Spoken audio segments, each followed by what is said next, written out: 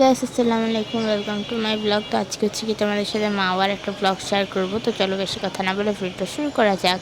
যাই হোক, এখানে হচ্ছে গিয়ে আমরা গাড়ি করে যাইতেছিলাম আবার, আর এটা হচ্ছে এটা শর্ট করে ভাবছিলাম। যাই হোক, এখানে হচ্ছে গিয়ে আমার ছোটো আম্মু মানে রাজিনের আম্মু, তোমার যারা রাজিন ছিল, তো ওর আম্মু হচ্ছে গিয়ে মানে আমার মেজো খালা, তো মানে আনছিল, খাবার আনছিল, তো এটা আমরা খাইতেছিলাম, অনেক খিদা লাগছিলো। আর পুরান বাড়িতে গেছিলাম ভিডিও করতে, আর এটা হচ্ছে আমার একটা বড় বোন ভিডিও করেছিল, অনেক সুন্দর হয়েছে। আর এখানে হচ্ছে গিয়ে আমি পা ভেজেছিলাম, আমি আমার বোনরা মানে আমি আর আমার বাকি দুই বড় বোন। আমার বোন হচ্ছে কি আসে নাই, ভয় ভয় পায় মানে।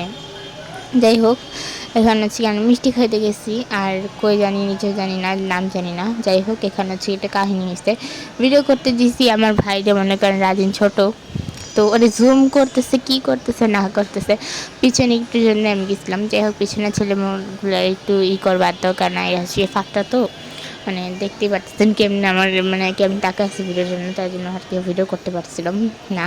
আর এখানে হচ্ছে কি ঝাঁকি খাইছে একটা গাড়ির মধ্যে। আর এখানে আমরা গেছিলাম মামার মধ্যে পা ভিজাইতে। এখানে হচ্ছে কি আমরা 3 বোন গেছি, বড় ওই 2 বোন। আর এখানে আমরা হচ্ছে গিয়ে, আর এখানে হচ্ছে গিয়ে আমার ছোটো আম্মু মানে রাজিনের আম্মু গেছিলো, মানে আমার ছোটো আম্মু হয়। আর এখানে হচ্ছে কি আমার মামা ইলিশ ভাজা, তারপর চিংড়ি ভাজা আর কি কী জানিয়েছিলাম। যাই হোক, হ্যাঁ একটু ইলিশ মাছ কাটাকাটি করতেছিলাম, আর এখানে বেশি ভিডিও করিনি কারণ আমি কাঁচা মাছের গন্ধ সহ্য করতে পারি না। যাই হোক, এখানে হচ্ছে গিয়ে ইলিশ ভাজা, চিংড়ি ভাজা, বেগুন ভর্তা আর কী কী জানিয়েছিলাম, যাই হোক নাম যাই না বলে গেছি। তো আজকে ব্লগটা যদি তোমাদের ভালো লেগে থাকে, ভালো লাগলে লাইক, কমেন্ট, শেয়ার এবং সাবস্ক্রাইব করতে ভুলবা না। সামনে কিন্তু আর নতুন নতুন সুন্দর সুন্দর ভিডিও দেখতে হলে আমার চ্যানেলটাকে সাবস্ক্রাইব করে আমার চ্যানেলের পাশে থাকতে হবে।